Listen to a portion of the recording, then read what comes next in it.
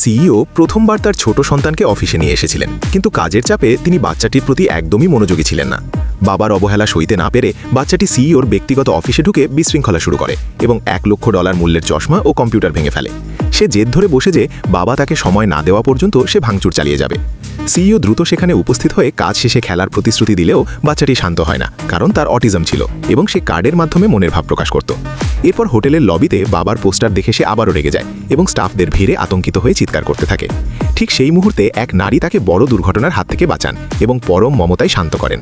পেশায় শিশুদের মানসিক রোগ বিশেষজ্ঞ ওই নারী বাচ্চাটির অবস্থা দ্রুত বুঝতে পারেন।